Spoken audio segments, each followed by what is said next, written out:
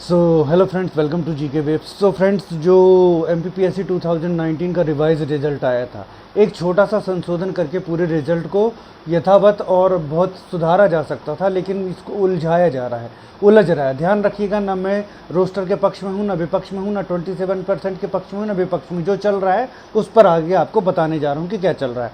So friends, OBC का cut off general से ऊपर जा रहा है। साधारण से व्यक्ति को भी समझ में आ रहा है कि कहीं ना कहीं कुछ गड़बड़ हो गई है, कुछ मिस्टेक हुई है। तो 87% की लिस्ट तो पूरी क्लियर है, वहाँ कोई दिक्कत नहीं है। लेकिन जो 13% प्रोविजनल लिस्ट है, उसके कारण क्या हो रहा है, बच्चों के मन में संशय है कि यहाँ पर जो रोस्टर है वो हटा है या नहीं हटा है, क्योंकि 14% रिजर्वेशन की कंडीशन में ओबीसी का जो कट ऑफ है वो जनरल के कट ऑफ से ऊपर चला जा रहा है। अब इसको लेकर के आयोग थोड़ा सा संशोधन करके रिजल्ट को इस तरह से पेश कर सकता था कि आगे कोई केस ना हो। 3 साल से तो वैसे ही ये मामला फंसा हुआ है, लेकिन आज 2 विज्ञप्तियां आयोग की ओर से जारी की गई, जिसमें से एक विज्ञप्ति कैबिनेट को लेकर के है। हम पूरा समझेंगे कैबिनेट है क्या, ठीक, और आगे क्या होगा। तो कैबिनेट दायर की गई, जिससे पता चल गया कि आयोग परिणाम में संशोधन करने नहीं जा रहा है। एक दूसरी विज्ञप्ति भी आई है, वो भी यही इंडिकेट कर रही है कि आयोग परिणाम में संशोधन करने नहीं जा रहा है और आयोग अपने परिणाम को यथावत रखेगा। और उस संशोधन की जगह आयोग जो है वो ऑनरेबल हाईकोर्ट में कैबिनेट दायर कर रहा है। अब कैबिनेट क्या होती है? Civil procedure code section 148A में एक प्रावधान है कि यदि किसी व्यक्ति को यह अंदेशा होता है कि उस पर माननीय न्यायालय में कोई वाद संस्थित किया जा सकता है, तो वो पहले से माननीय न्यायालय में एक कैबिनेट दायर कर देता है कि उस पक्षकार को, मतलब जो कैबिनेट दायर कर रहा है उसे सुने बिना कोई भी कार्यवाही आगे ना बढ़ाई जाए। तो यही एमपीपीएससी कैबिनेट दायर करके कर रहा है। कि इसका मतलब एमपीपीएससी को मालूम है कि मामला उलझ सकता है, केसेस फिर से जो है फाइल हो सकते हैं। तो एमपीपीएससी एक कैबिनेट ला रहा है और कैबिनेट के तहत वो ऑनरेबल हाई कोर्ट से ये जो है आश्वस्त हो रहा है कि उसे सुने बिना कोई भी कार्यवाही आगे न की जाए। कोई भी बच्चा, अब कैबिनेट के रहते जैसे बच्चा जाता तो क्या होता, एमपीएससी के खिलाफ जो रिजल्ट आया उसके खिलाफ हाई कोर्ट जाता। हाई कोर्ट सबसे पहले क्या करता, स्टे दे सकता था, पूरा का पूरा रिजल्ट रुक जाता। अब क्या होगा, फौरी तौर पर स्टे नहीं मिलेगा। फौरी तौर पर स्टे नहीं मिलेगा मतलब बच्चे वहाँ पर गए, उन्होंने अपील की, तो अपील के तुरंत बाद उनको स्टे नहीं मिलेगा। अब उसके बाद, अपील के बाद एमपीपीएससी को मौका दिया जाएगा कि वो अपना पक्ष रखे, उसके बाद फिर आगे कार्यवाही बढ़ेगी। तो कैबिनेट का मतलब आप समझ गए कि यदि किसी व्यक्ति को अंदेशा है कि कोई वाद दायर हो सकता है, तो वो पहले कैबिनेट दायर कर देता है कि उसे सुने बिना कोई कार्यवाही आगे न बढ़ाई जाए। इसका मतलब ये नहीं है कि आगे केसेस नहीं हो सकते, केसेस हो सकते हैं, बाकायदा जो केस है वो चल सकते हैं, लेकिन पहले एमपीपीएससी को सुना जाएगा। तो सबसे पहली बात तो अभी एमपीपीएससी की ओर से एक विज्ञप्ति जारी की गई है कि वो कैबिनेट दायर करने जा रहे हैं। अब कैबिनेट देखिए, एक्सेप्ट तो वैसे कैबिनेट हो जाती है जनरली, अब आगे देखते हैं क्या होता है क्या नहीं होता है।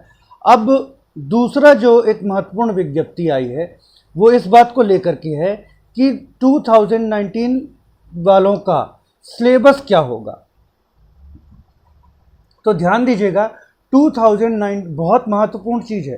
2019 वालों का जो सिलेबस है वो पहले का सिलेबस ही होगा, जिस पर उन्होंने मेंस दिया था वही सिलेबस होगा और उसी सिलेबस के अकॉर्डिंग मेंस होगा। एक बहुत इंपॉर्टेंट जो है वो न्यूज़ है कि आपका सिलेबस जो आपने 2019 मेंस दिया था वही सिलेबस है, वर्ल्ड हिस्ट्री वाला और सारा कुछ उसी सिलेबस के अकॉर्डिंग आपके मेंस एग्ज़ाम होगी।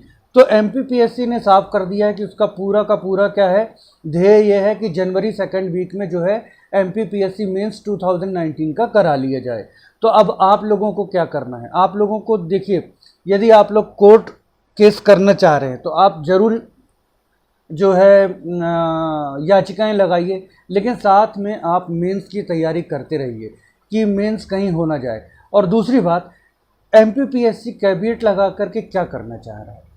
कैबिनेट लगाने का मतलब ये तो नहीं है कि आगे अपील्स नहीं होंगी और केसेस फाइल नहीं होंगे। जब आपको खुद ये लग रहा है कि केसेस हो सकते हैं और आप खुद ये देख रहे हैं कि एक ब्लंडर मिस्टेक हुई है कि ओबीसी का कट ऑफ जो है वो जनरल से हाई जा रहा है, तो आप क्या कर सकते थे, आप उसको संशोधन, बहुत अच्छा परिणाम आपने दिया 87% पर, प्रोविजनल लिस्ट में भी संशोधन करके आप बहुत अच्छा परिणाम दे सकते थे, जिस पर कोई केस नहीं होता और इतने सालों से लटका मामला आगे नहीं लटकता और आगे फिर रास्ता साफ हो जाता। लेकिन आप ये सब ना करके आप क्या कर रहे हैं, आप कैविएट दायर कर रहे हैं। कैविएट दायर करने का मतलब ये थोड़ी है कि अब आगे आपके ऊपर केसेस ही नहीं होंगे।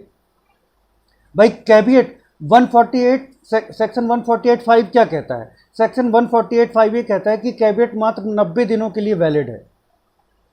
ठीक, उसके बाद क्या करेंगे? और कैविएट वैलिड है जब तक, उसका मतलब भी ये नहीं है कि आपके खिलाफ मामला सुना ही नहीं जाएगा। आपके खिलाफ मामला सुना जाएगा और यदि दूसरे पक्षकार की बात उचित लग रही है तो फिर आपका पक्ष सुनने के बाद दूसरे पक्षकार के पक्ष में डिसीजन दे दिया जाएगा। आप कैविएट दायर करके ये थोड़ा सोच सकते हैं कि बस अब हम सेफ हो गए और अब कोई मामला संस्थित नहीं होगा। तो मामला तो संस्थित हो सकता है, आपको पक्ष दिया जाएगा सुनने का, आप अपना पक्ष रखेंगे, आपके पक्ष को में अगर कमजोर लगा तो फिर ऑनरेबल हाई कोर्ट दूसरे पक्षकार के पक्ष में डिसीजन दे देगा। और पक्ष कमजोर है, 87% में आपका रिजल्ट बहुत अच्छा है, लेकिन 13% में रिजल्ट में एक जो है ब्लंडर मिस्टेक हो गई है कि जनरल वालों का कट ऑफ जो है वो ओबीसी से नीचे जा रहा है। उसको संशोधित कीजिए, नया परिणाम यथाशीघ्र जारी कीजिए और रिजल्ट को बहुत साफ तौर पर बना करके एक ऐसा रिजल्ट पेश कीजिए जिस पर कोई क्या है केस ना हो। बात जनरल, ओबीसी, एससी, एसटी की नहीं है। सभी बच्चे चाह रहे हैं कि उनको एक ऐसा रिजल्ट मिल जाए कि जिसमें अब केस ना हो, केस में ना फंसे और किसी तरीके से उनका जो सालों का इंतजार है वो समाप्त हो और उनका एग्ज़ाम हो जाए। लेकिन आप ये नहीं कर रहे हैं, इसका मतलब है कि आप अभी मामले को और लटकाना चाहते हैं। आप रिजल्ट देने के मूड पर नहीं हैं, आप मामले को लटकाना चाहते हैं। सो फ्रेंड्स, ये था कैविएट के रिगार्डिंग जो क्वेश्चन आ रहे थे कि सर कैविएट क्या है, अब क्या होगा, क्या हम लोग याचिका दायर नहीं कर पाएंगे और हमारा कट ऑफ ऐसा ही रहेगा। सो बेटा, ये मैंने आपको बता दिया है। जो भी ओबीसी वाले बच्चे अपील जो है फाइल करना चाह रहे हैं वो बिल्कुल अपील जो है कर सकते हैं और उनका पक्ष जो है साथ में एमपीपीएससी के सुना जाएगा। और अगर ऑनरेबल हाई कोर्ट को लगता है कि आपका पक्ष सही है तो ऑनरेबल हाई कोर्ट आपको कोई ना कोई जो है राहत जरूर देगा। और इससे मामला तो ये सीधी सी बात है कि मामला उलझेगा। सारे बच्चों की यही ख्वाहिश थी, चाहे जनरल वाले हों, चाहे ओबीसी वाले, चाहे एससी, चाहे एसटी, कि अब मामला सुलझना चाहिए और उनका एग्ज़ाम जो है वो किसी तरीके से कंप्लीट होना चाहिए।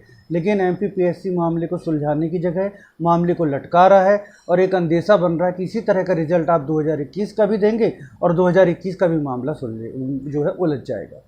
मेरी गुजारिश है कि आपने कैविएट दायर कर रहे हैं, बहुत अच्छी बात है, लेकिन आप रिजल्ट को संशोधित करिए ना, जब आप खुद भी जानते हैं कि वहाँ पर एक ऐसी गड़बड़ी हो गई है जो नहीं हो सकती है। और कैविएट दायर करने से भी कुछ नहीं होगा। जैसे ही ऑनरेबल हाई कोर्ट दूसरे पक्षकार का पक्ष सुनेगा तो वो आपको सुनने के पश्चात तुरंत ही उस पक्षकार के पक्ष में जो है वो ऑर्डर दे देंगे। तो आप उसको संशोधित कीजिए। आपका पूरा रिजल्ट अच्छा है, सिर्फ 13% वाली लिस्ट में लोगों को समझ में नहीं आ रहा, तो उसको आप संशोधित कीजिए और एक अच्छा परिणाम दीजिए जो केस उलझे ना, ताकि सभी की यही ख्वाहिश है, चाहे जनरल वाले, चाहे ओबीसी वाले, चाहे एससी वाले, चाहे एसटी वाले, चाहे दिव्यांगजन, चाहे एक्स सर्विसमैन, सभी की यही ख्वाहिश है कि अब आप सही तरह से रिजल्ट देना शुरू करिए। तो फ्रेंड्स, ये था, आपको पूरी कैविएट की जानकारी दे दी, कैविएट क्या है और आगे क्या हो सकता है और इसके अर्थ क्या हैं। साथ में आपको जो नया सिलेबस को लेकर के क्वेश्चंस आ रहे थे वो भी मैंने आपको बता दिए हैं। सो फ्रेंड्स, मिलते हैं नेक्स्ट वीडियो में। Thanks for watching.